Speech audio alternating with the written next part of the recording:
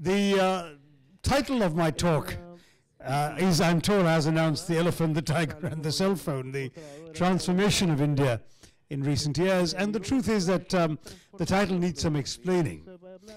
It is actually the title of one of my recent books in India, in the English language. I'm sorry, it doesn't exist in Spanish. And the reason I use that title was a very simple metaphor. And that metaphor was an animal fable. You know, India is the land of the animal fables. Those of you who have read fables from Aesop's fables may not realize that he got his stories from India, from the ancient Panchatantra and Hitopadesha, which were available to him in ancient Greece. So the stories of animals have been part of the culture of India, and in this very simple metaphor, I spoke of India as an elephant, a large, ponderous beast, mired in its own dust and mud, covered in flies, slow to move, slow to change, which in recent years appears to have been acquiring the stripes of a lithe, agile and sinewy tiger. Why did I do this?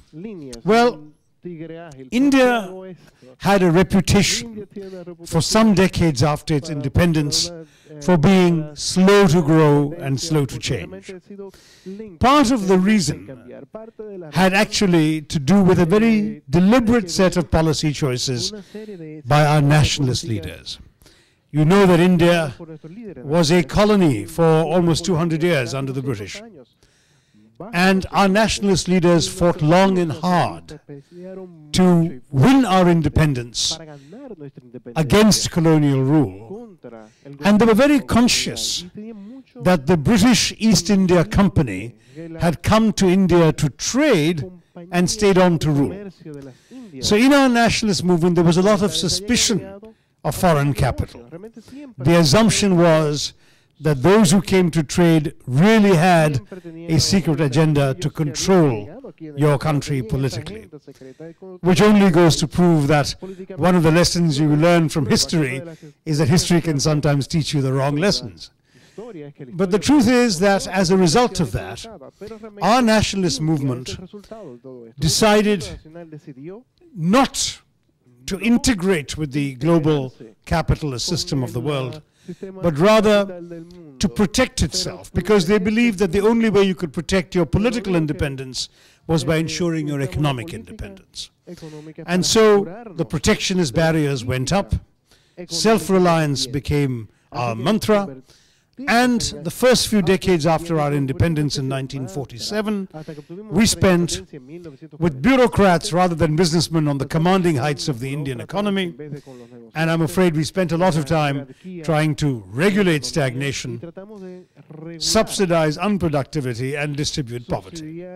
This is a great example of how the best intentions can lead to the wrong actions. This is why India had a reputation as a very slow-moving elephant. Economic growth averaged 1.5 to 3% in all those first 4 decades after independence.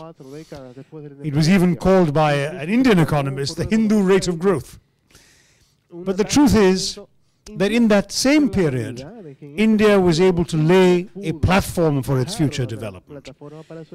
It laid industries which had never existed under the British, because the British saw the colony as a place to exploit natural resources and send them to Britain. So there was no platform of industry in India that was done. It laid a major platform for education. The British were not particularly interested in advancing education in India, and when they left India after almost 200 years of rule, the literacy rate in India, 4 years after the British left, was 18%. So there was a major challenge in educating a population that had been deliberately left behind to be ignorant. In addition to that, there was a need, very strongly felt by our first Prime Minister, Jawaharlal Nehru, to promote science, technology, and excellence in the what he thought of as the 20th century disciplines. So India set up world-class institutes in Indian Institutes of Technology, major institutes in the advancement of scientific research, and all of this we were able to see the benefits later when India became an IT powerhouse, the part of the world where information technology became the engine of growth and development in the future. So what we saw through the 1990s, when economic reform began to be practiced in India, what we saw was an attempt to move away from the protectionist dogmas that I've described to you to a much more open attitude to the world economy, particularly in this era of globalization. And when the world globalized, and when India in parallel opened up its economic opportunities, you saw the elephant becoming a tiger. You saw a dramatic growth. India suddenly went from the so-called Hindu rate of growth I've been telling you about to systematically growing above 8%, 9%, 1 or 2 years was even 10%. You found a tremendous spurt in information technology and scientifically based industries and professions, largely because we already had, by the 1990s, the world's second largest pool of trained scientists and engineers. And many of them had a mathematical aptitude that prepared them well for the kind of work that computers required, the software programming, the coding. This was something that Indians could do, and there were large numbers of Indians who could do. It helped, of course, that the 1990s were also the decade in which the world became better connected, with the laying of extensive fiber optic cables around the world, with the advent and development of satellite technology. We got to the point in the 1990s where you could sit in India and do work for people in the United States. And that India became the first country to exploit. We had young Indians, well educated in the English language, able to sit in call centers or business process outsourcing offices in India and connect to clients in the United States, developing an ability to service their needs without leaving the shores of India. Either the use of satellites or the use of cabling, it didn't matter. The world had become more globalized and more knitted together, and India became a particular exponent of the art of the late 20th century communications technology for the purpose of economic advancement. So suddenly new professions came up. Young people were coming out of universities and joining companies which were internationally oriented. From being a relatively closed and protectionist economy, India transformed itself into one of the most globalized countries in the world. And this transformation is the transformation of the elephant to the tiger. So then where does the third term in my title come in? The cell phone.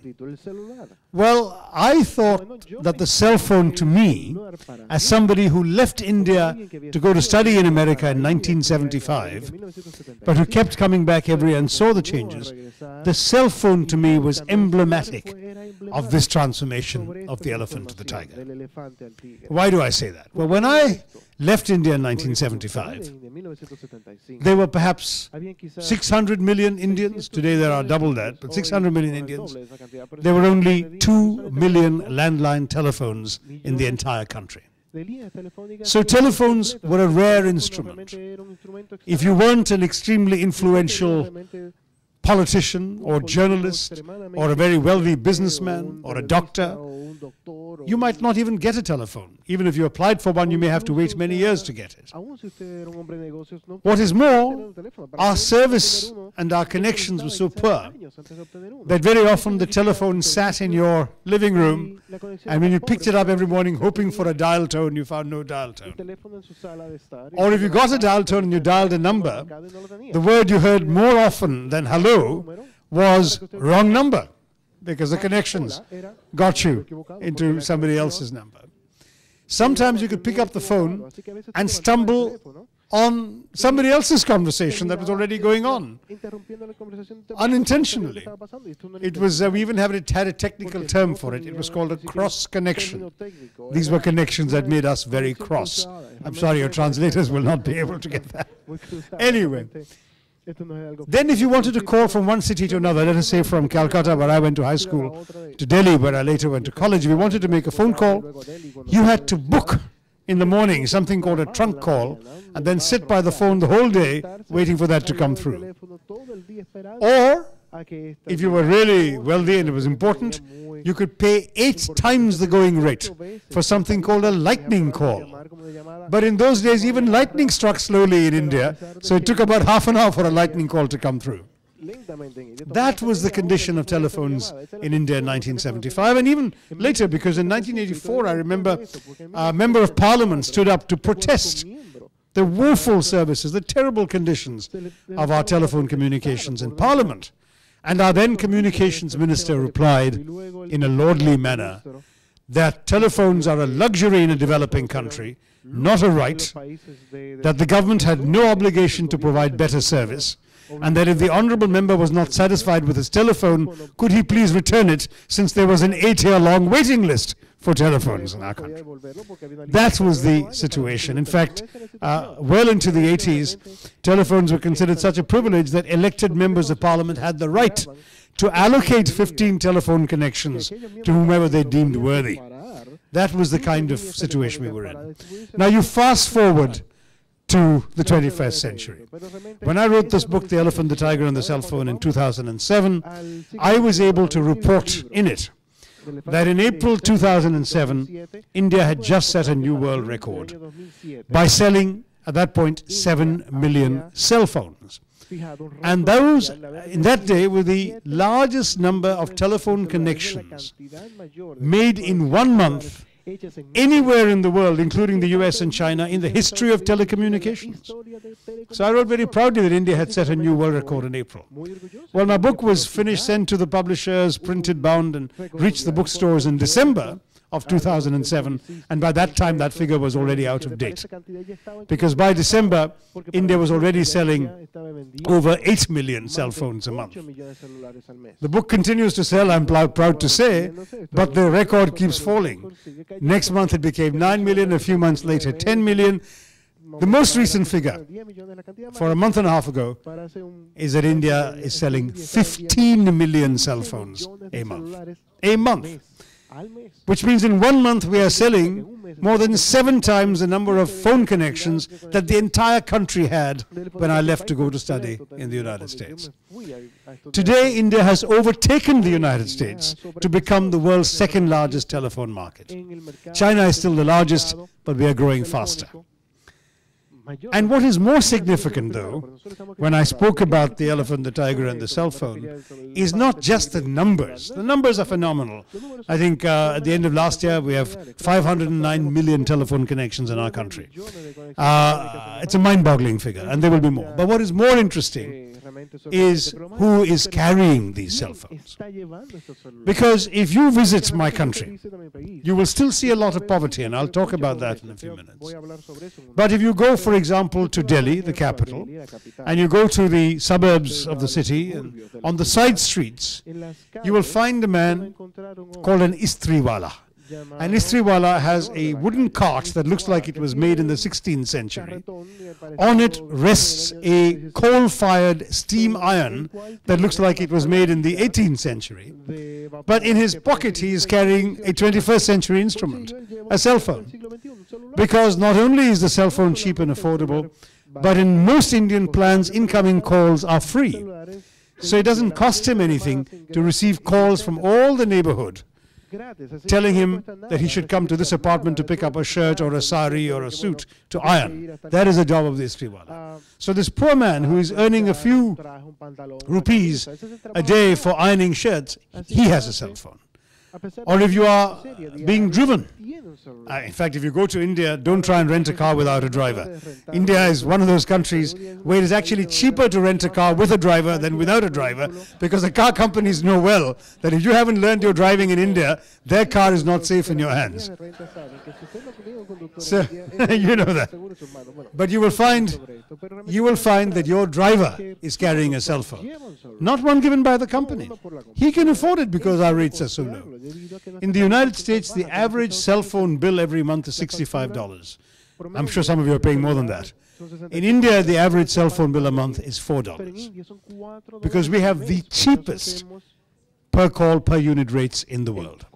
So even the relatively poor people can afford a phone. I was in Kerala, my home state, not long ago. Mr. Jayanar is here in Trivandrum, where you also come from. And I was visiting the country farm of a friend of mine. This was about 20 kilometers outside the city, far away from the urban areas. It was a hot day, so my friend said, you know, there are lots of coconut palm trees everywhere. So he said, how would you like some fresh coconut water? And I said, of course, as you all know, the best, most nutritious and refreshing thing to drink on a hot day is coconut water. So I said, yes. So he pulled out a cell phone, dialed the number, and a voice said, I'm up here. And we looked, and right on top of the nearest coconut tree, with his sarong tied around his knees, a hatchet in one hand and a cell phone in the other, was the local toddy tapper, who proceeded to bring down the coconuts for us to drink. This is what is happening today. Fishermen in my home state are taking cell phones out to sea, and after they catch their fish, they are calling each of the market towns on the coast to find out where their fish, the particular fish they have caught, will fetch the best price. So they are being empowered by the cell phones. Farmers, in the old days, you farmed and did your harvesting. What did you do? Either you went or you sent an able-bodied young male relative, sometimes an 8-year-old boy, on perhaps a 6, 7, 10-kilometer walk to the nearest market town to find out how things were in the town that day. Is the market open? What price will my produce fetch? Then that poor boy will walk all the way back. You will then load your cart with all your whatever you've harvested. You will go all the way back to the market and sell it. Half a day's back-breaking labor, which is now saved by one 2-minute phone call.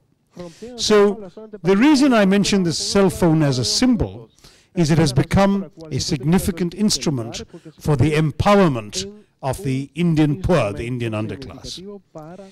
So when I speak of the transformation of India, it is, yes, a transformation powered by technology, but it is a transformation in the lives of the majority of our people that really matters. I'm very pleased to be here at FUNGLODE, which is, after all, a foundation focusing on development and democracy. And these are the two instruments in my country that are fundamental to understanding India and to thinking about the future of India. Because we are a developing country. We have 1.2 billion people, but that means we have 260 million people in our country who still live below the poverty line. And this is a poverty line not like the UN World Bank poverty line of $1.25 a day. This is an Indian poverty line calculated in rupees according to Indian realities and calculated differently in the cities and in the rural areas. And in rural India, the poverty line is at 360 rupees a month, which is just 12 US cents a day. So there are people in my country who live with less than 12 US cents a day. That is the big challenge for any Indian government. It is to try and bring the benefits of development to people who have nothing, where the poverty line has been drawn barely this side of the funeral pyre. And for us, therefore, it becomes very important that we use science and technology and modern progress and industry and trade for the purpose of bringing prosperity to our country so that we can pull every Indian out of these miserable conditions of life that some of them live in, give them the opportunity for 2 square meals a day, a roof over their heads to protect them from the wind and the rain and the sun, the opportunity of a decent education for their children, and above all, of course, at the end of it, an economy in which there are jobs available so they can lead decent lives and hope for better prospects in their future. This is the great challenge of development, I'm sure, in any country, in the Dominican Republic and for us. But for us, the scale of the challenge is vast. It is a huge country with a huge population and a huge level of poverty to be overcome. In each of the last 10 years, India has pulled about 10 million people out of poverty. through our progressive economic policies. But that is only 1%. So when you say that each year your success is only pulling 1% of your people out of poverty, you see what the challenge is for us. We can speak of 8% growth and 9% growth and all of that, but we cannot forget the other percent figure, which is the 25% of our population who are in desperate need. And that, to me, is a very important reason why this foundation's focus on development should always be underscored, because ultimately human beings are the ones whom we have to think about and not merely numbers. Development is not only a matter for economists and planners, and a matter of GNP figures. It's a matter of people. And that is what brings me to the other element of your foundation's name, which of course is democracy. Because India is rather unusual in the world, in the developing world, for having made the choice from the very beginning to pursue its development challenges through the method of democracy. We became independent in 1947. In the next 10-15 years, many developing countries acquired their independence. In Africa and Asia, of course, many of you in Latin America were already free much earlier, but in Africa and Asia, countries are still colonized. Many of these countries chose authoritarian methods, dictatorships, autocratic rule, on the grounds that they said the challenges of development could not be faced while a country was divided, while there were various tendencies, political passions, ideologies, and so on, that the only thing to do, according to these other countries, was to rule directly and firmly in order to succeed in development. Many Latin American countries had the same experience. India refused to accept that argument. India insisted that democracy would be the method through which we would pursue our development. Now, we had a good reason to do that. Ours is a large and diverse country. We have in our country people of a wide variety of ethnicities. Rather like the audience today in the Dominican Republic, we have almost every shade of skin color available in our country. But unlike the Dominican Republic, we also have a multiplicity of languages. We have 35 languages in our country that are spoken by more than 1 million people each. And if you go to India and you cash your money, you'll find on your rupee note that the denomination is written out in 14 different scripts. So language becomes a complicated dividing factor. Then if you look at religion, India is home to every religion known to mankind, with the possible exception of Shintoism. Though even Shintoism has some Hindu elements, I'm told. And what is more, these are religions that have existed in India since time immemorial. I can perhaps surprise some of you by telling you that there are people in my home state of Kerala whose ancestors have been Christian longer than any of your ancestors, whether they came from Europe or the Americas or Africa or anywhere else. Why? Because we have the oldest Christian community outside Palestine. St. Thomas, doubting Thomas the Apostle, took a boat across the Arabian Sea and came and converted people around 52 AD in Kerala. And their descendants, of course, are still there. We have a strong Christian population. A quarter of our population in Kerala is Christian. But we have an even older community of Jewish people, because the Jews fled after the destruction of their temple, either the first destruction by the Babylonians or the second one by the Romans. Legend is not clear. But one oral legend that is very famous in Kerala is that when St. Thomas arrived, he was welcomed on shore by a flute-playing Jewish girl. And it still remains in India today, and not in India, in the world today, the only example of a Jewish diaspora that never knew a single incident of anti-Semitism. This was a community that was welcomed, as all other communities were welcomed in our country, and no one ever persecuted them, until, I'm afraid, the Portuguese showed up in the 16th century, the Inquisition still in their minds, but that's another story, not Indians. At no point did the Jews in India suffer persecution. Islam came to India. Yes, in the north it came through the sword from the Arabian lands. In the south, however, it came through peaceful travelers, missionaries, traders, who brought Muhammad's message of equality and brotherhood to our people. We also have a number of indigenous faiths that grew up. Sikhism was a product of the interconnections and the interplay between Hinduism and Islam. Jainism and Buddhism, however, are much older than Islam or Christianity. They go back to the 6th and 7th centuries BC in India. And they still have adherents today. Religions of non-violence, of ahimsa, of respect for all living creatures. Now these religious traditions are very strong. Even as an imported religious tradition of the Parsis, the Zoroastrians, the fire worshippers, who fled Persia in the 7th century when they were persecuted by the Muslim rulers there. And they came to India and they found a warm welcome. There's a very interesting story of this Parsi emigre ship arriving off the coast of Gujarat. And of course, they did not have a language in common with the Indian people there. They wanted to come on shore and settle in India. So the king sent them a messenger to say there is no room. We are full. We have too many people already. So to illustrate the point, since they could not understand each other's language, the emissary of the king took a glass of water and dropped a stone in it and showed how when you drop the stone, the water flows out of the glass to show we have no room. So the Zoroastrian leader asked the emissary to wait, and he summoned a glass of milk. And into the milk, he took a spoon of sugar and stirred it into the milk, and nothing spilled.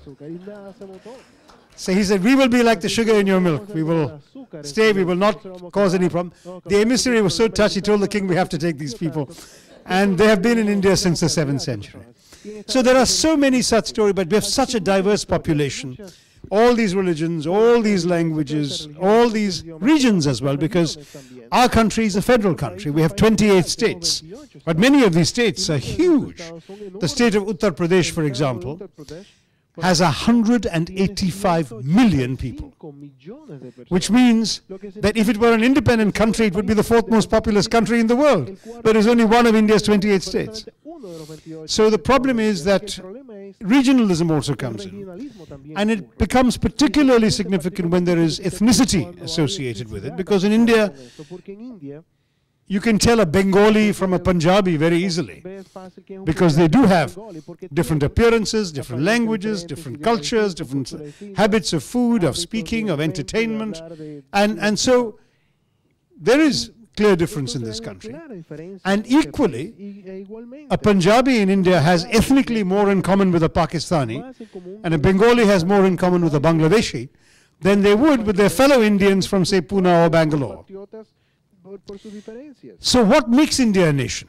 That is the interesting question. With all these differences, but I'll tell you, what makes India a nation is the central idea of an ancient civilization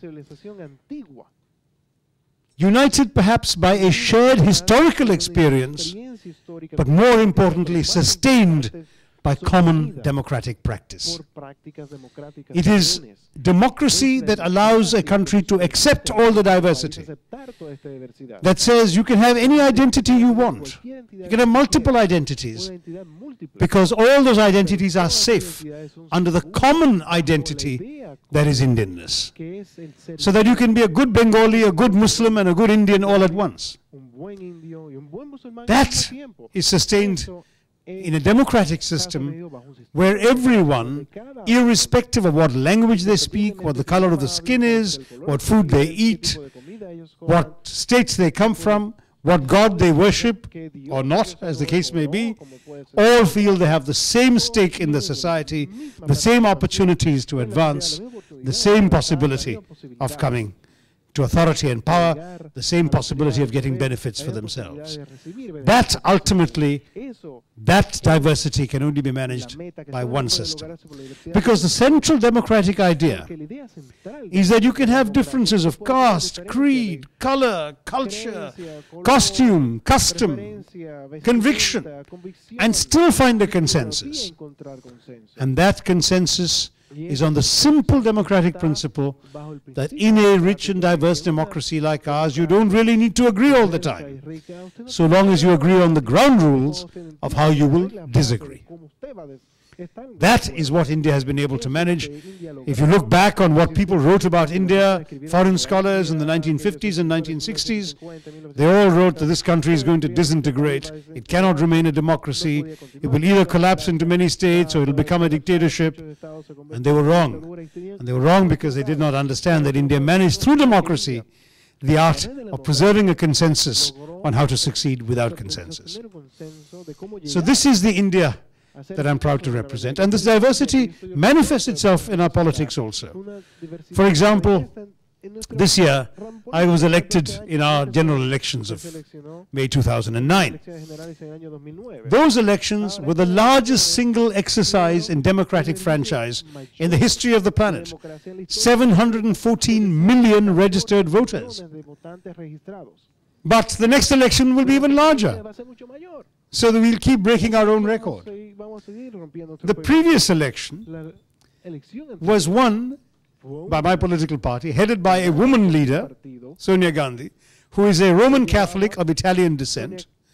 She then made way for a Sikh, Dr. Manmohan Singh, to be sworn in as Prime Minister by a Muslim, President Abdul Kalam, in a country 81% Hindu. That experience is what India is all about. And it shows you, after all, just last year, we all applauded with great pride and satisfaction the election in the world's oldest democracy, the United States, of President Barack Obama. And though we were all applauding that, some of us realized that for 220 years before that, the world's oldest and greatest and richest democracy had always elected a president and a vice president who was white, male, and Christian. And here we have this younger democracy that is able to demonstrate that you can have this kind of diversity in the elected political leadership. And we, in our country, feel that in this way we have been able to manage our country's cooperation together. The Americans think of themselves as a melting pot. We don't.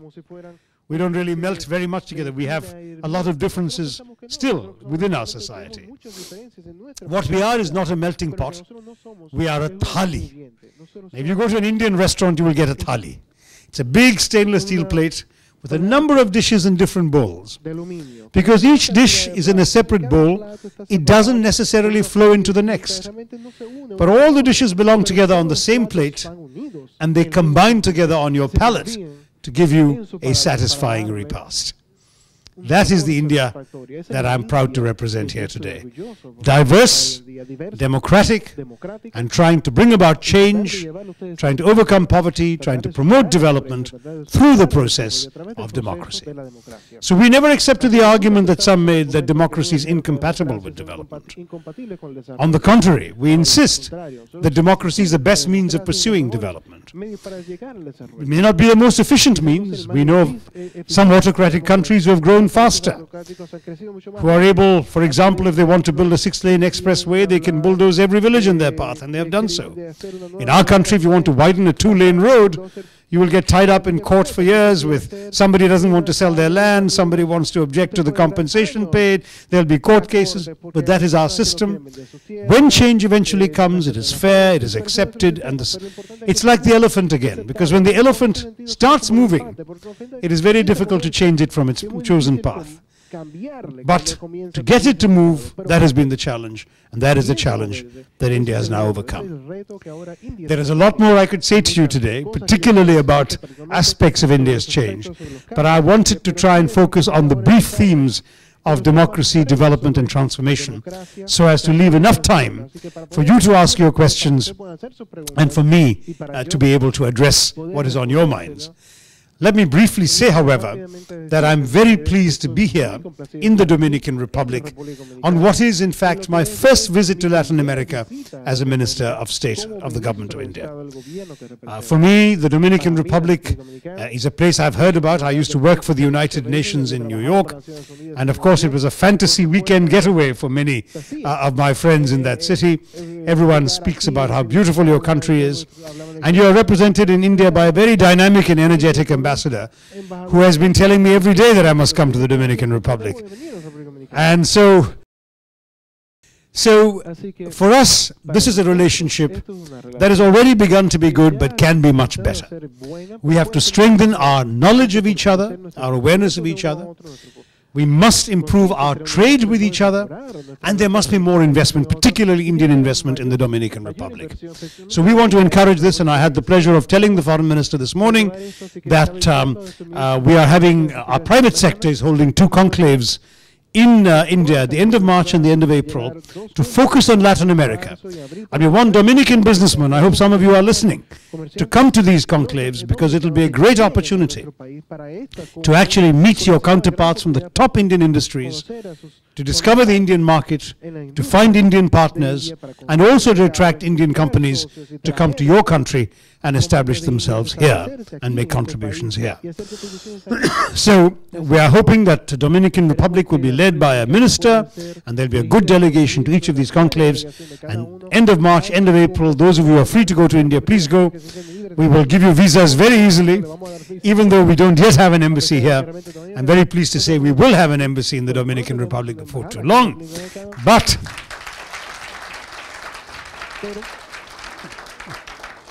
But before that, our embassy in Havana will send a consular officer once a month who will issue visas to all of you who want to come. We want to see more Dominicans in India, and we want to ensure that your ambassador's generosity with visas mean that more Indians come to you as well. So let me end by saying it's been a real pleasure to see you all. This visit and this talk is part of a growing bond of friendship between our 2 countries. We look forward to the 21st century, both of us, I think, with confidence. Not only because of the growth figures we talked about, but because, very clearly, in our country, we have now realized that we must open up our minds, our spirits, our economy to the world. We must have no reason to be afraid of the products or the prowess of the outside world. We should be confident that we have a contribution to make, and we can make it together for the benefit, the well-being of our people and your people. We can march into the 21st century with the determination of the elephant and the speed and courage of the tiger. Thank you very much. Jai Hind. Thank you very much.